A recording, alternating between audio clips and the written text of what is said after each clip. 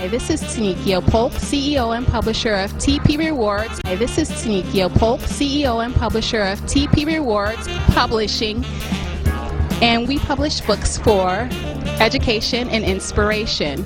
We publish books to create community. Please do give us a call. Our number is 888-882-4093, or visit us online at www.tp-rewards.com.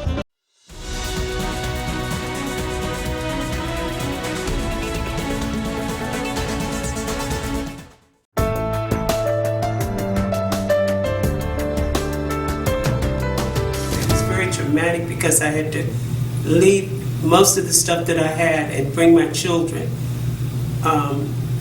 The first traumatic thing that happened to me was when I got the first lick, because I was shocked that it happened.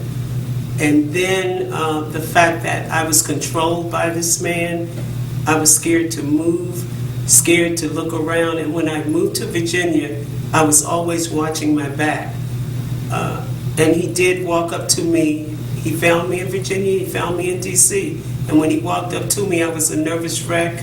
I should have been okay, but I wasn't. I was hurting, and I was afraid to look in the mirror. I was afraid to look at myself. I guess that's where we got that mirror image from, and I'll talk to you about that later. But being in trauma is not a good thing. It's you hurt, you're fearful, and you don't really know what you want to do. You don't trust people, and you feel like God has given up on you because this is happening to you. Hello, and welcome to Community Chat. I'm Tanikio Polk, your host. Domestic violence is traumatic, as you can see from the snippet of Maddie's testimony. Our first guests are first responders in many domestic violence cases and will shine some light on the profile of domestic violence trauma, so that we'll know what to avoid. So joining us today is Detective Melissa Wallace and Detective Caitlin O'Malley from the Fairfax County Police Department. Welcome, ladies. Thank you. Thank you. I'm so happy you guys have decided to join us, and we are just going to jump right into the meat of domestic violence as it relates to trauma. Tell me, what would you say are the dangers of a domestic violence victim staying in an abusive relationship? Well, obviously we're concerned about the continued assault if someone does stay in the relationship, and that is not only traumatic to the victim, but anyone else that's in the household that's witnessing that. For example, children. Children tend to either become victims themselves as they get older or become abusers themselves if they have this long-term access to witnessing these crimes. But the one we're really concerned about is if someone stays in a very volatile situation, there's always the potential of death or homicide. Wow. Yeah, and we've spoke before, and the one statistic that I just cannot get out of my mind, which you both discussed with me, is the fact that, what did you say, about 40 to 50% of the homicides in Fairfax County are due to domestic violence? Yes, historically it's been around 40 to 50%. Wow. That's a lot. Okay, well, obviously your services are much needed. And so let's now just explain some of your services. What type of services do you offer domestic violence victims? So as domestic violence detectives, basically our job is to kind of be the link between patrol and victims. So we not only, our main goal is to facilitate prosecution of these cases, so to successfully prosecute these cases, but then also I think one of the most important things we do is we stay in touch with the victim, whereas like a midnight patrol officer can't really be calling the victim or keeping in touch with them about how the situation is changing and what's going on. We are there for them to reach out to, along with our victim services representatives, to kind of guide them through the process of the court process and everything after the arrest. Okay, so you're going through all the fine details of the case. Mm-hmm. Okay, and so tell me, what does the police department consider or define as domestic violence? We consider all kinds of domestic violence, physical, sexual, financial, emotional, and all of it is considered domestic violence. However, our portion of what we deal with is strictly the physical, because that's what we have the ability to enforce, and that's through the laws. So that's what we focus on, but we're well aware of the fact that there's many facets that make up domestic violence. So we definitely, when we're talking to a victim, we want to know about all of the other pieces of it so we can help get an understanding of maybe other referrals that we need to give to her or him. But the main part that we focus on is the criminal prosecution of the physical violence. Sure, and I'm guessing that all those other elements are useful in the case as well. Definitely. Okay. And so, at what point should a victim call the police? Do they wait until something drastic has happened, they were punched or something like that? Or what happens if they're just scared and are anticipating something to happen?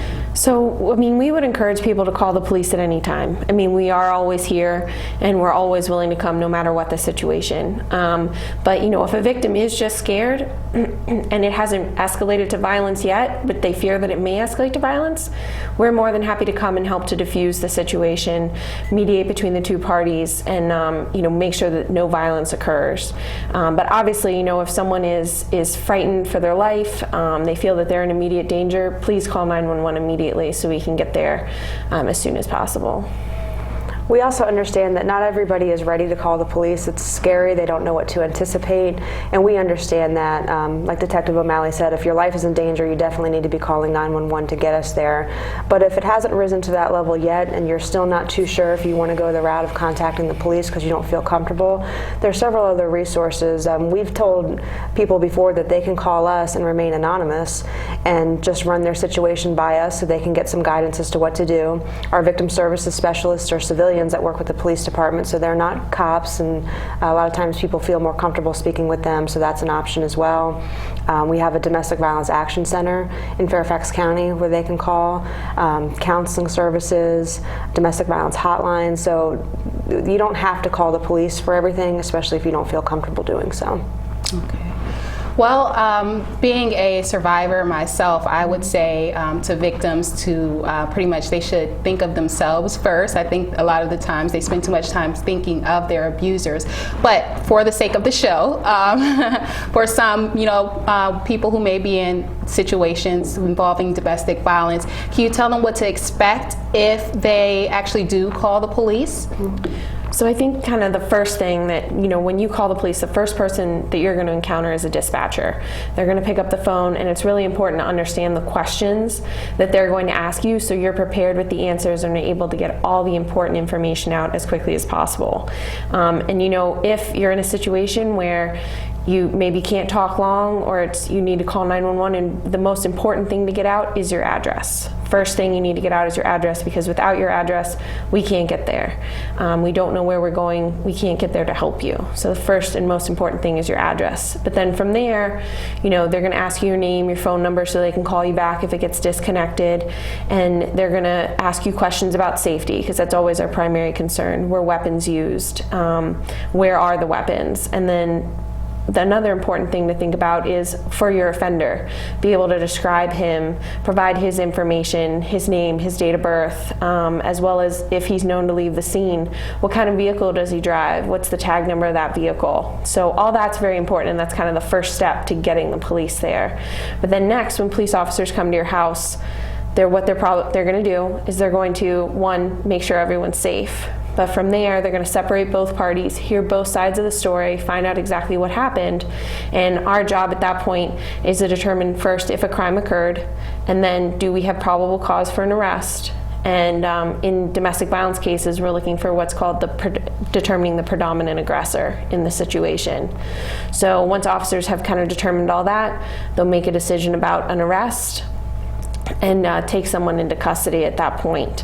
But they're also going to take the time to take photographs of the scene, collect any evidence that might be on the scene, as well as, you know, talk to the victim about the resources that are available for them.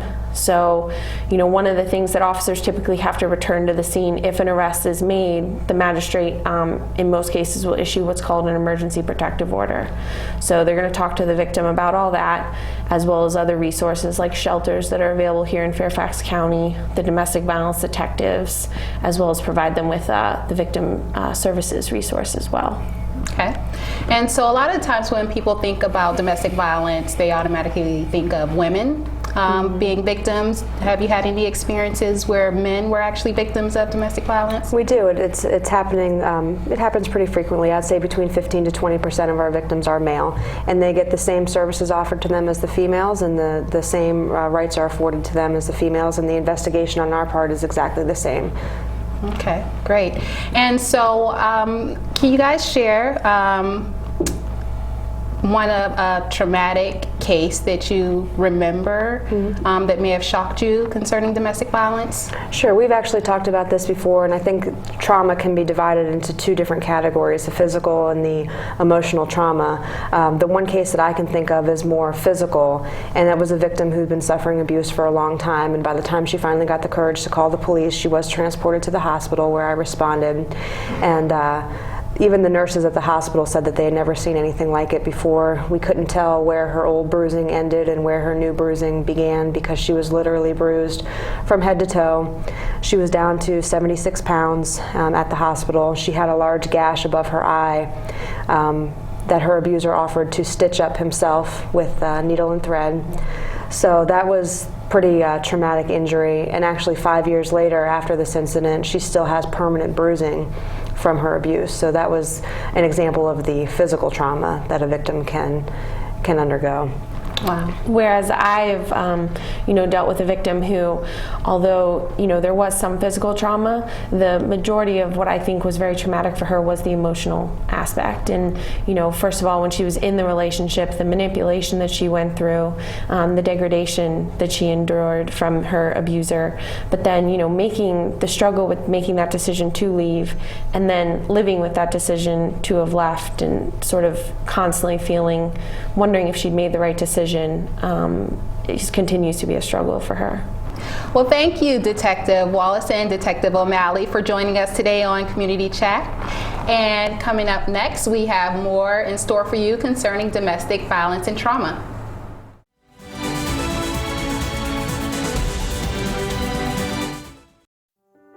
My son has been drinking, and I think he's using drugs.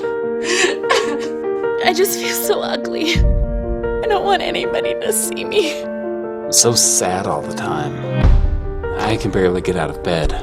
I just needed to talk to someone because I miss him so much. Stand strong. No matter what you're going through, there is hope at the end of the line. Focus on the family. How can we help? Do you know of a good internet filter I can use to protect my kids when they're online? I'm calling because my son's music is it's disturbing. It's dark and angry, and I'm just concerned. Could you pray with me? My sister, she has to get her appendix taken out, and I'm really worried. So what do you think? When should I start talking to my kids about sex? Stand strong. No matter what you're going through, there is hope at the end of the line.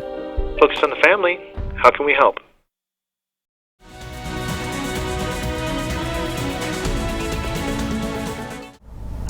Welcome back to Community Chat. I'm Tanikia Polk, your host.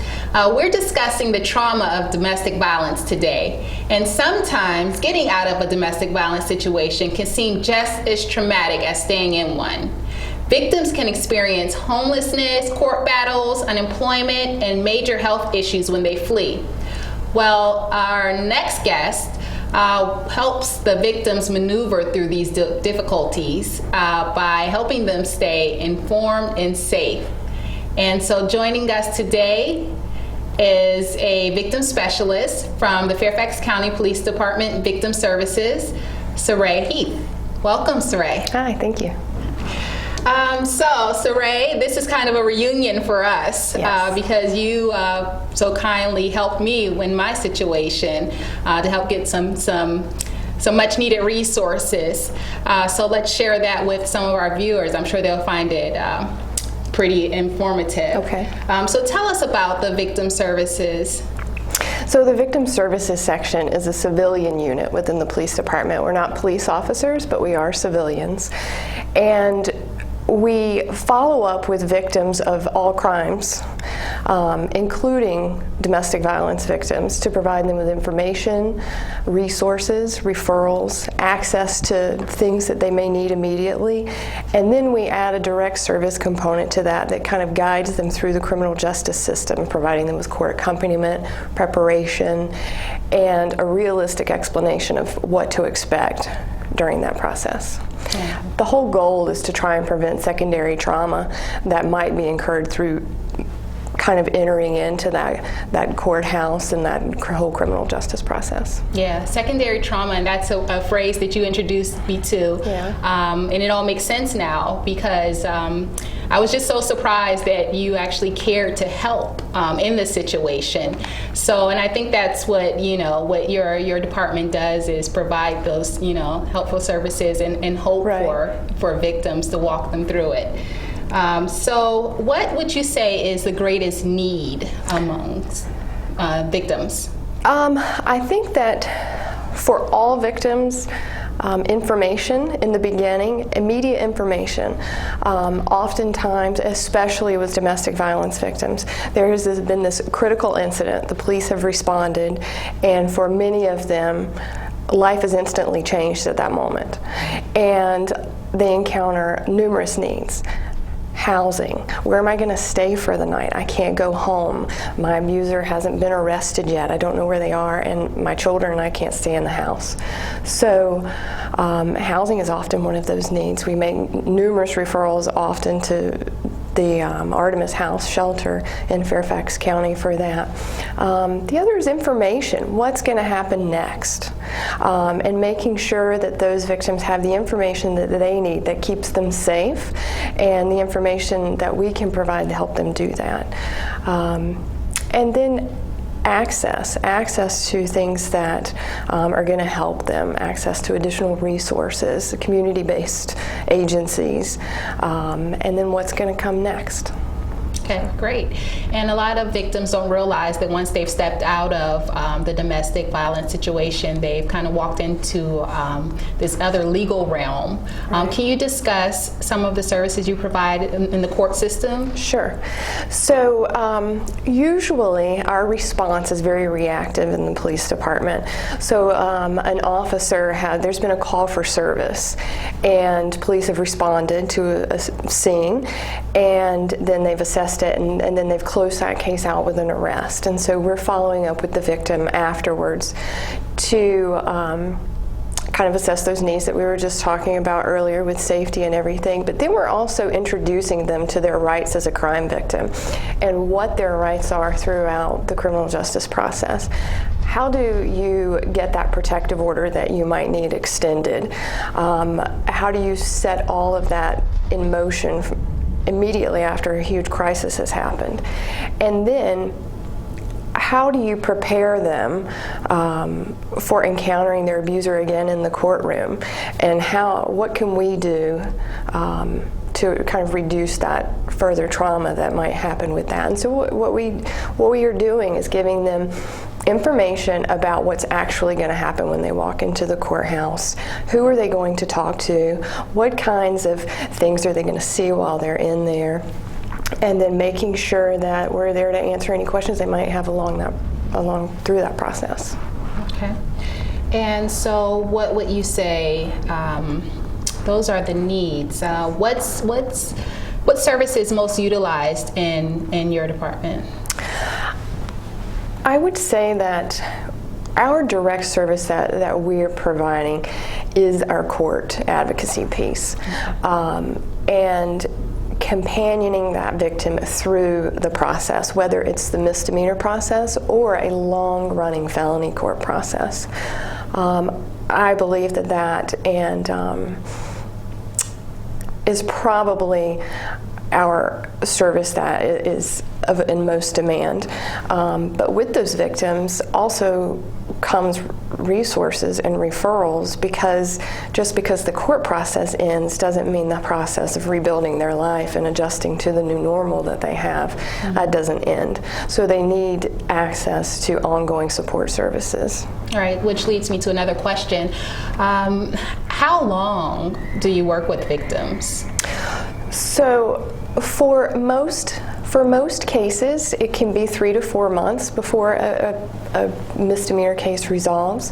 Felony cases, it can be longer. It can be 6 months, a year, year and a half. There are some cases that we have repeat victimizations.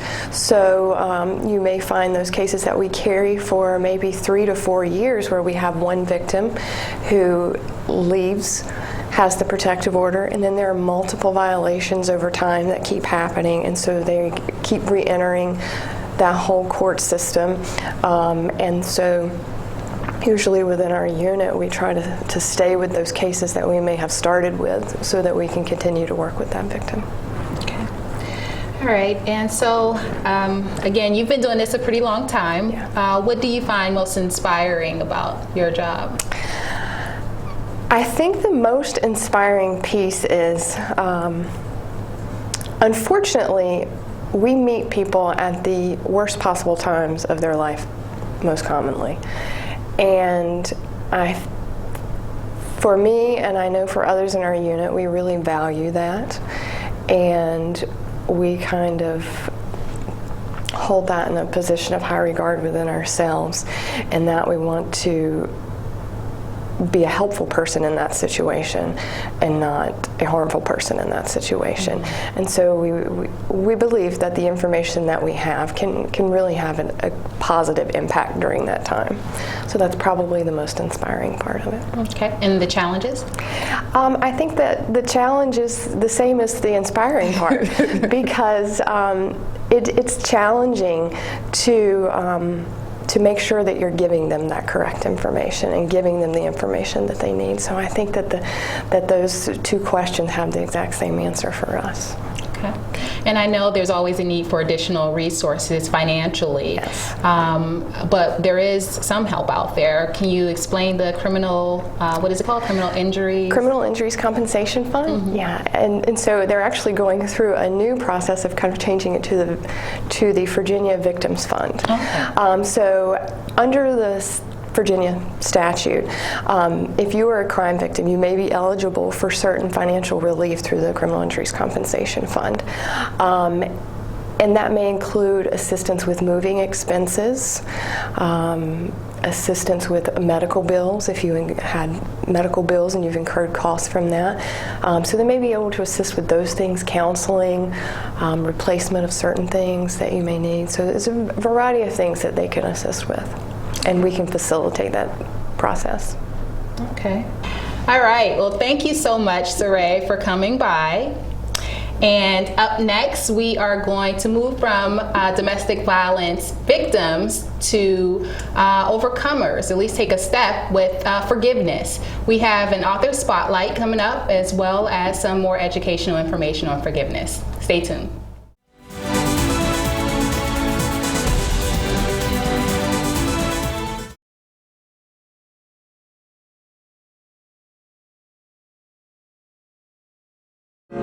Say to me, well, how did you do that? Could you forgive someone? I was never alone. Right. I didn't do any of this alone. Mm-hmm. So that makes it a lot easier. She gave such a thrilling story of what really took place in her life, and I think everyone should get an opportunity to read this book. Just from start to finish, you don't know what people go through a lot of times, and even though they look good on the outside, you don't know what they've gone through, and so you don't know what's happening on the inside.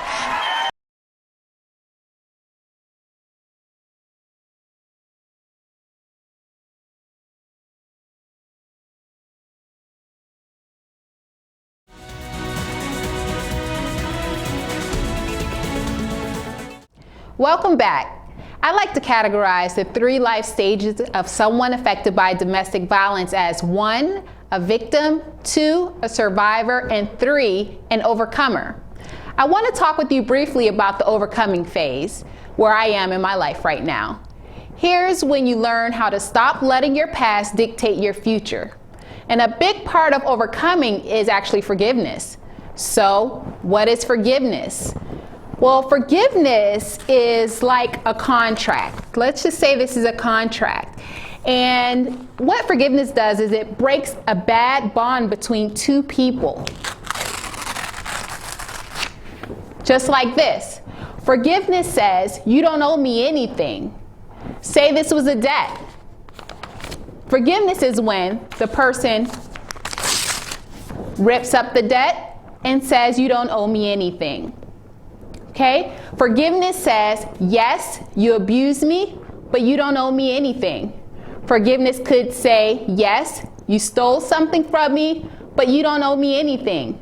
Forgiveness could say, yes, you neglected to protect me, to provide for me, but you don't owe me anything. So the next question becomes, why do we forgive? And personally, I stand on the scripture, Mark 11:25 and 26. But if ye do not forgive, neither will your Father which is in heaven forgive you your trespasses. I offend God, myself, and others intentionally or unintentionally, so I need God's forgiveness in my life. Being able to receive God's forgiveness means receiving His love and peace.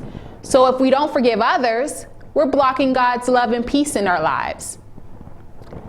Next, let's talk about who to forgive. Now, there are 3 categories you need to consider in forgiveness. A lot of times people only consider one. Okay, so when you forgive, you need to also include God, yourself, and others. Be kind to yourself. Next, when to forgive. And the answer to that question, surprisingly to some, is all day, every day. It's a continual process, something that we're always going to be doing continually. We have to work to forgive the past, the present, continually. And lastly, we're going to discuss how to forgive. But before we discuss how to forgive, let's discuss how not to forgive as it relates to victims of domestic violence. Now, when I first learned about the principles of forgiveness, I wanted to go to everyone who defended me and tell them, I forgive you. But let me tell you, that is naive, and it can put you in real danger. Forgiving an abuser does not mean you have to talk to them or spend time with them. Forgiveness takes place in your heart. If it involves someone responsible, well, maybe you can express your forgiveness to the other person. But if you're forgiving a scorner, you can forgive them, but you don't have to reconcile with them. You don't have to tell them you've forgiven them either. So sometimes when we've been holding a lot of bitterness and unforgiveness against people, so often we may actually need deliverance from a spirit of unforgiveness. I guess one of the biggest principles in learning how to forgive and actually putting it into action is saying it with your mouth. We have to speak it. So sometimes we just need to confess that we forgive a person with our mouths, even if that person isn't around. We can say to ourselves, I forgive XYZ every time a bitter thought comes to mind. It's important that you say it out loud, even if you mumble it to yourself. And then finally, another key step to forgiving is prayer. I found that praying for the person you forgive can also be helpful. I don't mean the simple Lord bless them prayer. I mean sincerely asking God to meet that person's need for about 3 to 5 minutes. I do this often as I'm still overcoming. As victims and survivors of domestic violence, it may seem like an insult for me to suggest you to forgive your abuser. However, all the overcomers I've met have done just that, forgiving their abusers. Not just a spouse, but all the abusers in their lives. If you've been a victim of domestic violence and you're willing to try forgiveness, I welcome you to the Club of Domestic Violence Overcoming. Well, thank you, detectives, for joining us, and thank you, Saray. And our time is up for this show. My name is Tanikia Polk, and thank you for watching Community Chat. I hope you were educated and inspired. If you'd like to learn more about domestic violence, visit domesticviolence.tv. If you'd like to learn more information about our featured author, visit tp-rewards.com. God bless. This is Tanikia Polk, CEO and publisher of TP Rewards Publishing, and we publish books for education and inspiration. We publish books to create community. Please do give us a call. Our number is 888-882-4093, or visit us online at www.tp-rewards.com.